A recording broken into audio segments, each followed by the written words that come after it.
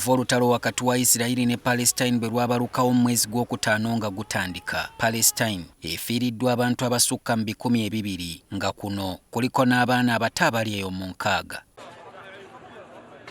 Bangi ku bafu ebikompola bya Isirayiri bibadde bibasinkana mu luwannanda lw'e Gaza kubanga eno akabinja k'abatujju aba Hamas akasookereza okuleeta embeera eno gye kaakuba amakanda. Yo Isirayiri yakafiirwa abantu 12 bokka, kyokka nga buli lunaku Palestine eweereza ebikompola ebiri eyo mu 300 okuwumiza abantu bano ku ssekalootera. Kyewuunyisa nti ebikompola ebiri eyo mu 3150 Hamas bye yakasindika okusesebbula Abayudaaya tekuli kyatuuka mu kifo we kyali kitumiddwa. Kati nkiwa weebuuza lwaki? Mu byawandiikibwa ebitukuvu, Katonda ayogerwako ng'eyawa Abayisirayiri amagezi agatalina era kumpi tekinologiya w'ensi eno asinga bano bamulinamu omukono gw'amaanyi. Mu kitabo ky'engero omutwe ogw'okuna olunyiriri olw'okutaano, Katonda agamba nti funa amagezi, funa okutegeera, togeerabiranga, so tovanga mu bigambo bye nkugamba. Mu lunyiriri olw'omukaaga akittaanya nti amagezi togalekanga, nago ganaakukuumanga, ogaagalanga, nago ganaakulabiriranga. Olutalo luno lwongedde okukakasa bino kubanga amagezi g'abasajja bano gabasobozesa okukola ekyokulwanyisa kye baatuuma Iron Dome, nga kino kisobola bulungi okukuba ebikompola by'omulabe nga bikyali mu bwengula okwewala okutuusibwako obuzibu.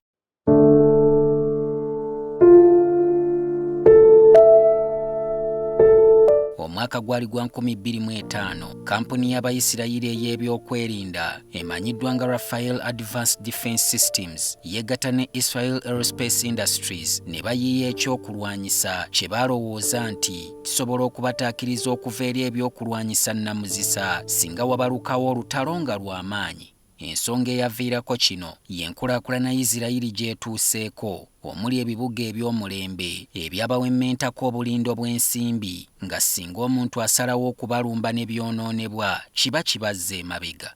Abagezigezi bano bavumbula Iron Dome ng'eno esobola okukuba ebyokulwanyisa ebirala nga missile nga tebinnaba kutuuka wennyini we bitumiddwa okusesebbula.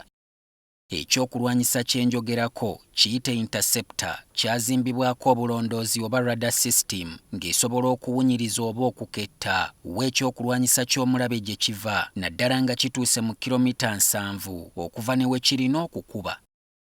Radar system eno era ennyonnyola abatudde mu ssinziiro oba command center obulabe bwa missile ezijja n'oluvannyuma nayo n'esindika missile ez'enjawulo zisobole okugoba ebbugumu lyezo ezijja.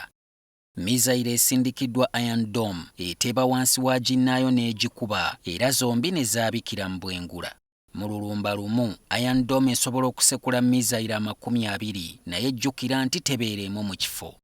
Kati Iron Dome gye njogerako ebeerako kye baatuuma batteries nga zino ze zibeerako missile zenkugambye era nga ze zisimbiddwa okwetooloola ebibuga eby'enkizo mu Isirayiri ziri 20 zokka mu kiseera kino. Kitegeeza nti esobola okukolera ku remote nga yeesudde essinziiro oba command center yaayo. Amerika bwe yawulira ku kirowoozo ky'abasajja bano ye yasinga okussaamu ensimbi kikolebwe era nga President Hussein Barack Obama yaperereza Congress oba Paalamenti ya Amerika okumukkirizaawo Abayisirayiri obukadde bwa dola za Amerika 205 mu mwaka ogwa 2010. Oluvannyuma lw'okugezesebwa obulungi kyazuulwa nti ddala ensi yali eyolekedde tekinologiya omupya mu nnwana y'entalo. Isirayiri yalangirira nti ekyokulwanyisa kino kati kisobola okweyambisibwa mu ntalo nga 27 Maachi 2011 era n'ebaako zeesimba mu kibuga Beersheba. Mu April w'omwaka ogwo Abahamasi baakasuka ebizuka mu Isirayiri nga basinziira mu luwannanda lw'e Gaza era Iron Dome byonna n'ebiremesa bulungi okukola obulabe ku batuuze. Novemba wa 2012 we yatuukira nga Iron Dome yakayabya ebikompola by'Abahamasi ebisoba mu 400 wabula nga nabo beebuuza obusajja bukikola butya. Amerika yalaba omulimu gwetaddemu ensimbi gulimu amakulu nayo neddukira mu Bayisirayiri bagikolereyo Iron Dome nga zaayo. Buyindi ye yaddirira era okuva mu 2016 amawanga amalala nga Azerbaijan, Romania n'eggye ly'ensi yonna linnato bonna bazze bakuba omusimbi ku mmeeza nga baagala Abayisirayiri babaguze Iron Dome. Oyinza okwebuuza obanga ne Uganda yattu yali eramuzza ku ky'okulwanyisa kino. Aga Katonda mu ggulu nedda, kubanga bwe nkugamba ebbeeyi yaayo wamma naawe okkiriza bukkiriza nti tugira tusuubula tiya gas. Mizayiro emu yokka kweza 20 ezituula mu ky'okulwanyisa kino egula $50,000. Mu bufunze okugula Iron Dome emu bweti twetaaga akakadde kamu $60,000 eza $. Mu bwangu nja kudda n'ebirala ku lutalo luno. Nze Solomon Kaweesa.